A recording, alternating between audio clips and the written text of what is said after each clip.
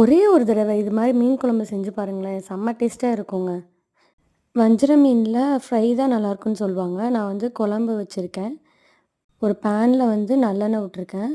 கடுகு 1 ஸ்பூன், வெந்தயம் 1 ஸ்பூன், மிளகு 1 ஸ்பூன், ஒரு 6, 7 வெள்ளைப்பூடு தட்டி போட்டிருக்கேன். 2 மிளகா, சின்ன வெங்காயம் கொஞ்சோண்டு போட்டிருக்கேன். அதே இது பெரிய வெங்காயம் ஒரு இதை அரைச்சி போட்டிருக்கேன். நீங்கள் இது மாதிரி செஞ்சு பாருங்கள், செம்ம டேஸ்ட்டாக இருந்தது. கருவேப்பிலை கொஞ்சோண்டு போட்டிருக்கேன். தக்காளியும் அரைச்சி வச்சுருக்கேன். குழம்பு மிளகாய்த்தூள் வந்து நான் வந்து 3 ஸ்பூன் போட்டிருக்கேன். நீங்கள் மீன் குழம்பு பொடி இருந்தாலும் 2 ஸ்பூன் போட்டுக்கோங்க. தக்காளி அரைச்சதை ஊற்றிட்டு நல்லா கிண்டி விட்டுட்டு உப்பு 1 ஸ்பூன் போட்டிருக்கேன். புளி கரைச்சி ஊற்றிருக்கேன். ஒரு நெல்லிக்காய் சைஸ் ஊற வச்சுக்கோங்க. தேவையான அளவு தண்ணி ஊற்றிட்டு ஒரு 5 to 10 மினிட்ஸ் வந்து மீடியம்லேயே வச்சு நல்லா கிண்டி விட்ருங்க, அடி பிடிச்சிடாமல். அப்புறம் வந்து எல்லா ஃபிஷ்ஷையும் உப்பு போட்டு கழுவி வச்சுருந்தேன், மஞ்சத்தூளும் உப்பும். எல்லா ஃபிஷ்ஷையும் ஆட் பண்ணிடுங்க. ஆட் பண்ணிட்டு 5 மினிட்ஸ் தான் வச்சுருக்கணும், இல்லாட்டி மீன்லாம் குழஞ்சி போயிடும். வஞ்சர மீன் குழம்பு ரெடி ஆயிடுச்சு. மேலால் கடைசியாக கருவேப்பிலை போட்டிருக்கேன். ஒரு தடவை செஞ்சு பாருங்கள், செம்ம டேஸ்ட்டாக இருந்தது. Bye bye.